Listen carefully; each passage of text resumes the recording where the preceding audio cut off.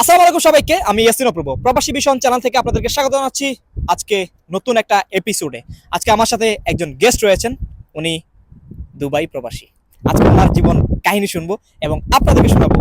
ভিডিওতে একটা লাইক দিয়ে দেন আর ভিডিওটা একটু শেয়ার করে দেন। সালাম আলাইকুম। ওয়ালাইকুম আসসালাম। কেমন আছেন আপনি? আলহামদুলিল্লাহ ভালো। আপনি কেমন আছেন? আলহামদুলিল্লাহ ভালো। এই যে আমি প্রবাসী ভাইদের সাথে যখন কথা বলি তখন আমার কাছে অনেক বেশি ভালো লাগে। আপনার নাম কি?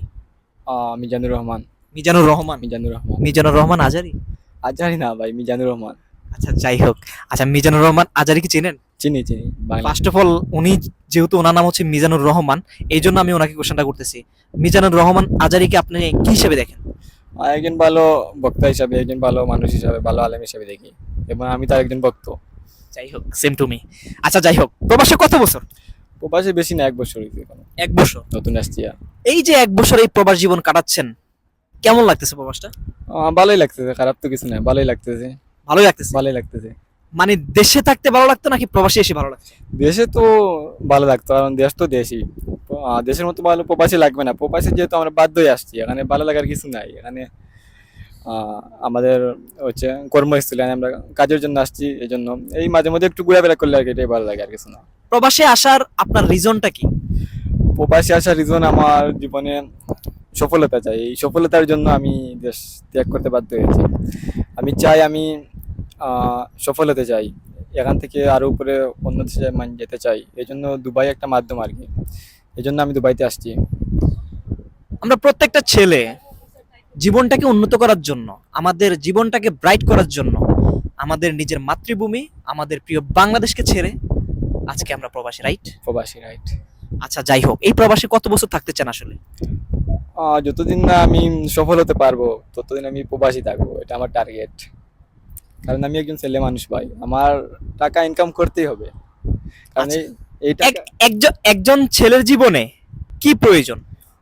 অবশ্যই টাকা ইম্পর্টেন্ট। এই টাকা হলে সব কিছু হয় ভাই, সব কিছু। এই দুনিয়াটা এখন টাকার পিছনে দৌড়ায় না? টাকার পিছনে দৌড়ায়, টাকা হলে সব সব হবে আপনার, সব। ভালোবাসা কি টাকা দিয়ে কেনা যায়? বর্তমানে ভাই টাকা দিয়ে কিনা যায়। বর্তমানের ভালোবাসা সত্যিকারের কোনো ভালোবাসাই না, এটা টাকার উপর ডিপেন্ড করে।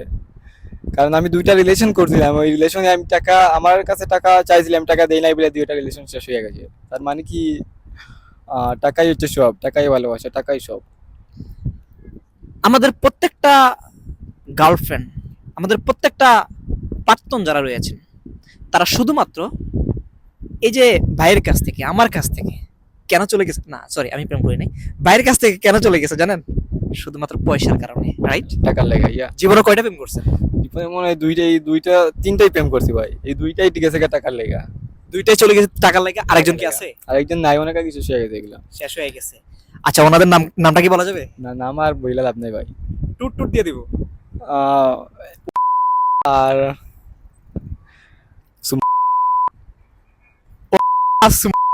যাই হোক, যদি চিনেন অবশ্যই কমেন্ট সেকশনে দিয়েন। আর যদি গার্লফ্রেন্ড থাকেন আগে আমাকে দিয়েন। আপনার যদি ওনাকে নিয়ে কোনো বক্তব্য থাকে আমাকে বলবেন, ওনাকে ধরে ওনাকে আমি পানিশমেন্ট দেবো। ভুল কি আপনার ছিল নাকি ওনার ছিল? Right right. আচ্ছা যাই হোক, এই যে আপনি প্রবাসে আসছেন, ফ্যামিলির ভিতরে সবচেয়ে বেশি কাকে মিস করেন আসলে? আমার আব্বা আম্মারে মিস করি, অতিরিক্ত মিস করি আমার আব্বা এবং আম্মারে। আচ্ছা, আপনার বাবার উদ্দেশ্যে আসলে কি বলতে চান? আমি আমার বাবার উদ্দেশ্যে সেটাই বলতে চাই যে আমি আমার বাবাকে অনেক কষ্ট করতে দেখেছি। এবং আমি বলেছি যে আপনি কাজ করা ছেড়ে দেন, যেহেতু আমি বিদেশ প্রবাসে আসছি। সো আমি আমার বাবার প্রতিটা গ্রামের মূল্য আমি দিব, এটা ইনশাআল্লাহ।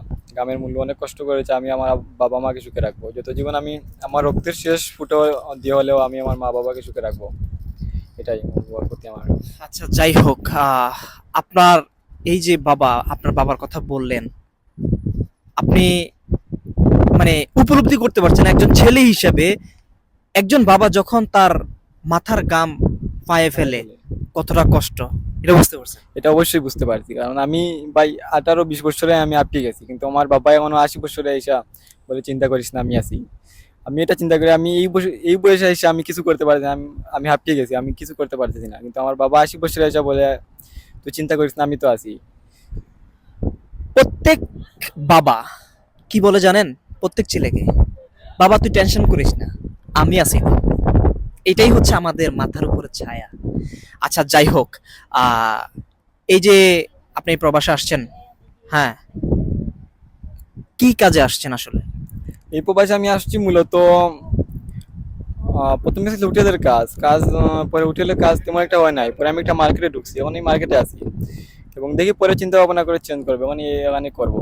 মোটামুটি কোনো রকম চলতে পারে আর কি, তো সমস্যা না। আমি আমার ফ্যামিলি মধ্যবিত্ত ফ্যামিলি, কোনো রকম চলতে পারি, সমস্যা না।